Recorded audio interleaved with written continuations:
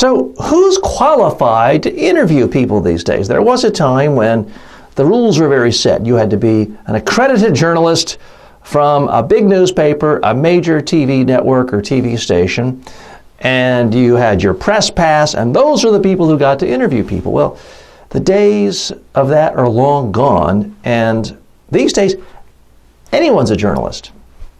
Anyone with a cell phone who captures police arresting someone in an inappropriate way is now a journalist with a much larger audience than full-time journalists who worked 20 years ago.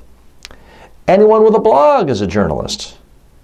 Now, I don't mean that in the sense that everyone's filled with ethics and does everything in a factually correct way all the time, but I do mean with modern social media, anyone can commit acts of journalism in the sense of interviewing people, trying to find new information about new ideas, and presenting it to the larger world, either through their blog, their website, their YouTube channel, through submitting it to Huffington Post, other websites that allow consumers to put their user-generated content.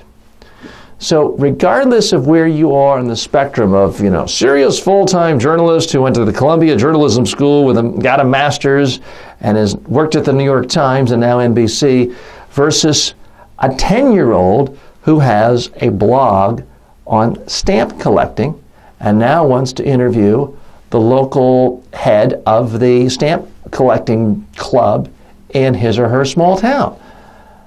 That person's a journalist too these days. Either one is in a situation to interview.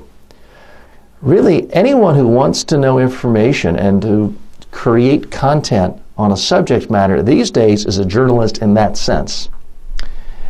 And therefore can have a need and a want to interview people. So if you're going to interview people, on the one hand, it's just a conversation. You're just having a conversation. On the other hand, it's a little more structured than just a rambling conversation. You do need to plan.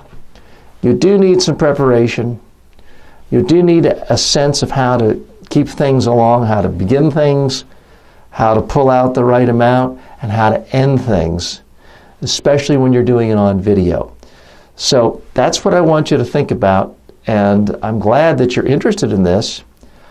And I also want you to realize you can't let anyone tell you you're not qualified to interview someone. Now, if you're trying to interview the President of the United States, sure, someone could say you don't have press credentials to get into the White House.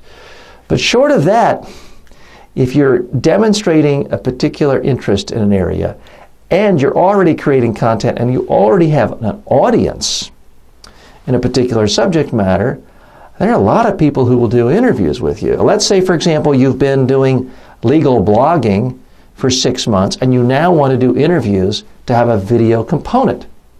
Well, it's quite likely you could get Professor Alan Dershowitz of Harvard Law School or other prominent legal scholars all over the country to take a phone call and you interview them over the phone. Or if you happen to be at their law school, to interview them outside of class for 5 minutes. If you approach them the right way and show them you already have a community of people who care about their ideas and the concerns that they deal with on a regular basis. So anybody, in a sense, is qualified to interview anyone else these days if they seem legitimate, if they seem worthwhile, and especially if they have an audience of interest to the person who you're asking to interview.